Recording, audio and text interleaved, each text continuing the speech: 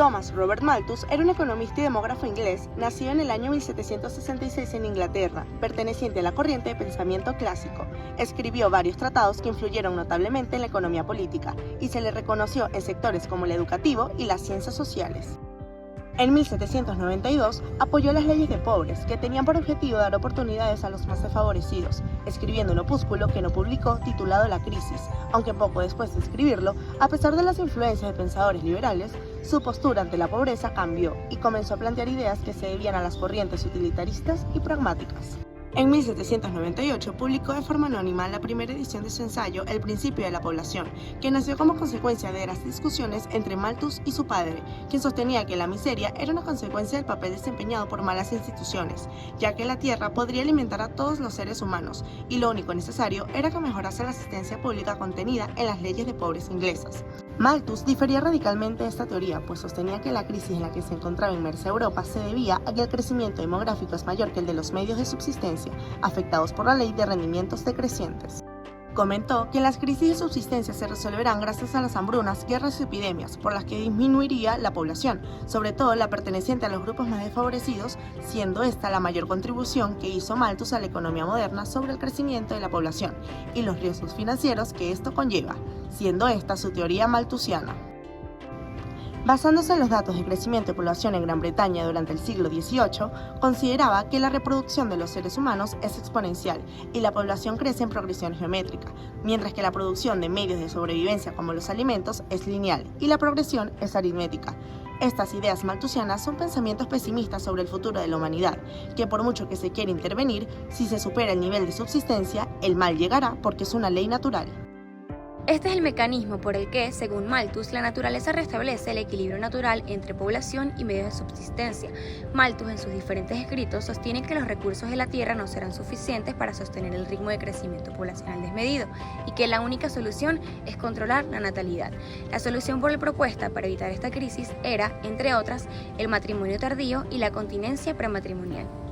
El contexto político al que responde la obra de Malthus es en el ámbito del Imperio Británico, el debate público en torno a las políticas sociales, tanto en las islas como en las colonias, y en el contexto europeo, el reciente estallido de la Revolución Francesa, 1789.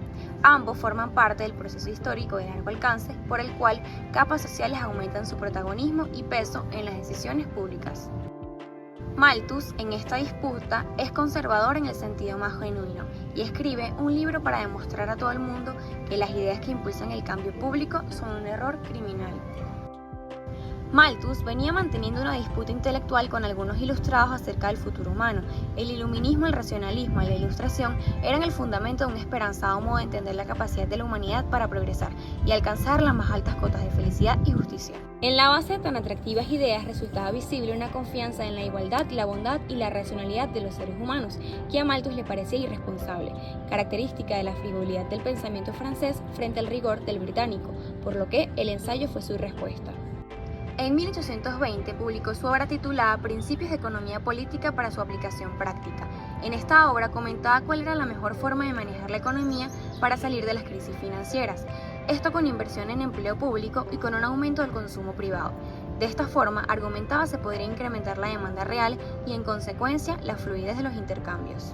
La influencia de Malthus para escribir esta obra se deriva de la crisis económica de Inglaterra en 1815, la cual caracterizó como una crisis originada en la contracción de la demanda. La interpretación de esta crisis fue que esta se debía a la escasez de capital. Por tanto, la salida propuesta por unos y otros fue el aumento de capital.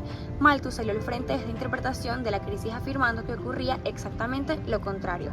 Había, en su opinión, un exceso antes que una falta de capital, por lo que cualquier intento de convertir una fracción adicional del ingreso en capital sería contraproducente. De igual manera, Malthus recibió algunas críticas con respecto a su ensayo sobre el principio de la población. La principal crítica se fundamentaba en las débiles evidencias empíricas sobre las que ésta se basaba. También se señala que no tuvo en cuenta los avances tecnológicos y la influencia de la industrialización, que mejoraría la productividad.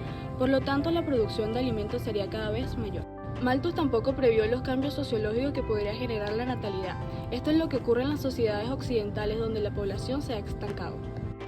Es importante mencionar que Thomas Malthus junto a David Ricardo participó en la corriente de pensamiento clásico económico, donde formaron parte de lo que se conoce como la primera escuela moderna económica. Es a través de esta corriente de pensamiento que se obtienen las bases para crear el modelo económico capitalista. La economía clásica reorientó el pensamiento económico alejándose del enfoque en el que se basaban las preferencias de los gobernantes o las clases sociales. Los clásicos enfatizaron los beneficios del libre comercio y desarrollaron un análisis organizado del valor de los bienes y servicios con reflejo en su costo de producción. Al igual que Malthus, David Ricardo fue un destacado economista inglés contemporáneo con Malthus, con el que compartió algunos análisis, entre estos los realizados sobre el mercado de divisas en Inglaterra. David Ricardo fue un economista inglés de origen judío sefardí, portugués, quien logró grandes aportaciones en la teoría económica, especialmente a la macroeconomía. Analizó la relación entre beneficios y salarios, que significó una de las bases de la ley de rendimiento decreciente, además que también fue obra suya, la teoría cuantitativa del dinero. Ricardo se estrenó como economista alineándose en las filias bullionistas con el artículo El precio del lingote en 1809, el folleto El alto precio del lingote, una prueba de la depreciación de los billetes de banco en 1810, y en una de sus reediciones añadió un apéndice como el conocido Plan Ricardo o Ingot Plan 1811, el que proponía que el Banco de Inglaterra debía tener un metal precioso monetario, pero no acuñable, en lingotes para atender la convertibilidad de los billetes. Ricardo, al escribir estos artículos, se encontraba envuelto en el tema sobre la Bank Restriction Act, ley promulgada en 1797, la cual suspendió la convertibilidad en oro de los billetes del Banco de Inglaterra. El valor nominal de los billetes emitidos en este banco había llegado a ser muy superior al valor del oro en el que el banco mantenía en reserva.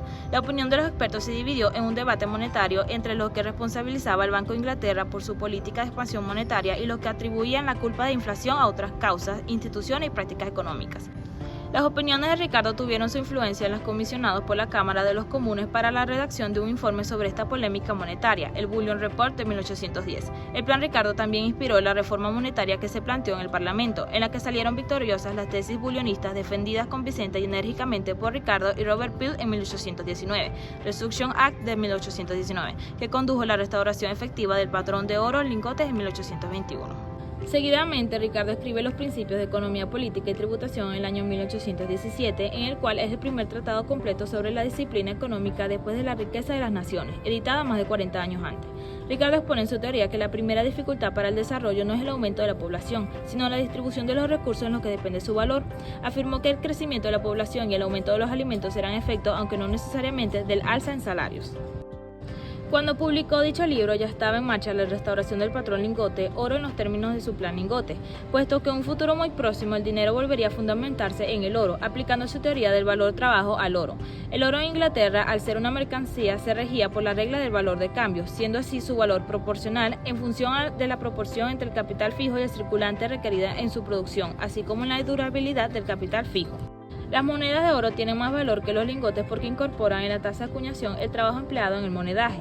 El caso del papel moneda es especial y todo su valor puede ser considerado como señoriaje o tasa de emisión. Pero ante las observaciones que le hizo su amigo Malthus sobre la insostenibilidad de esa afirmación, Ricardo cambió de parecer y lo exceptuó de su teoría del valor trabajo, pasando a considerarlo como un bien sujeto a monopolio. David Ricardo, en contra de algunos de sus contemporáneos, tenía una postura frontal al perfeccionismo. A su modo de ver, el comercio internacional presentaba una serie de ventajas que lo hacían mucho más atractivo. Así pues, en su libro Principios de Economía Política, escribió sobre la importancia de la especialización. El modelo ricardiano defiende que cada país debe especializarse en producir aquellos productos, bienes o servicios en los que sea más eficiente, esto es, en aquellos sectores en los que su productividad respecto a otro país sea mayor. Asimismo, la teoría por la cual fue más reconocida es por la anteriormente mencionada teoría del valor. Ricardo, al igual que Adam Smith, entendió que en las sociedades primitivas el valor quedaría determinado por el tiempo requerido para producir aquellos bienes de subsistencia necesarios para el trabajador y su familia. En la misma expone que la cantidad de trabajo requerido en la producción de un objeto debe ser lo que determine su valor de cambio, pero en las nuevas sociedades en las que el mercado jugaba un papel importante, ello podría no ser exactamente así. No obstante, la diferencia cuando se diese sería mínima. Es de esta teoría de David Ricardo en específico de la cual otros personajes históricos como Henry George o Marx se inspiraron para sus acciones, y es así como se convirtió en una de las teorías más empleadas para desarrollar más conceptos, modelos de economía e incluso otras teorías desde entonces hasta la actualidad. Ricardo dedicó también gran atención al tema de la renta de la tierra. En esa época en Inglaterra, los propietarios no explotaban directamente sus tierras en la mayoría de las ocasiones, sino que las arrendaban. Al finalizar las guerras napoleónicas, se implementó la Ley de Grano, relacionada a la limitación sobre la libre exportación del cereal, donde Inglaterra había dejado de ser exportador neto de granos y cada vez requería más exportaciones del interior para cubrir necesidades internas. En consecuencia de esto, el precio de los alimentos de consumo popular aumentaba. Partiendo de esta base, se explicaba la relación entre población y terrenos disponibles donde solamente se cultivaban las mejores tierras. En tal caso, nadie estaría dispuesto a pagar una renta por cultivar tierras mientras existiesen otras de similar calidad desocupadas. Ricardo planteó una teoría sobre la ventaja comparativa, donde defendió la libertad de comercio exterior, sobre todo para la importación de productos agrícolas con el objeto de mantener asequible las subsistencias e impedir así la elevación de los salarios nominales, y con ello la de las rentas y la disminución de las tasas de beneficios.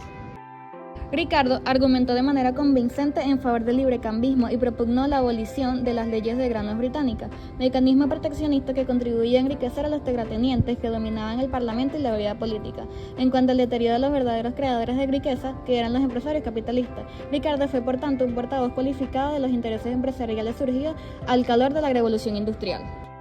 Y así se explica su influencia sobre el resto de la escuela clásica y sobre el pensamiento económico ortodoxo del mundo capitalista hasta el siglo XX. Las críticas hacia David Ricardo más significativas fueron dirigidas a su trabajo acerca de su teoría de valor. Estos fueron expuestos por los economistas Jean-Baptiste Say y John Stuart Mill, que propusieron que el valor de cambio de las mercancías puede fluctuar accidentalmente en función de la demanda, y que su verdadero valor no solo viene dado por el valor del trabajo, sino también por el de los inputs que se hayan incorporado al producto.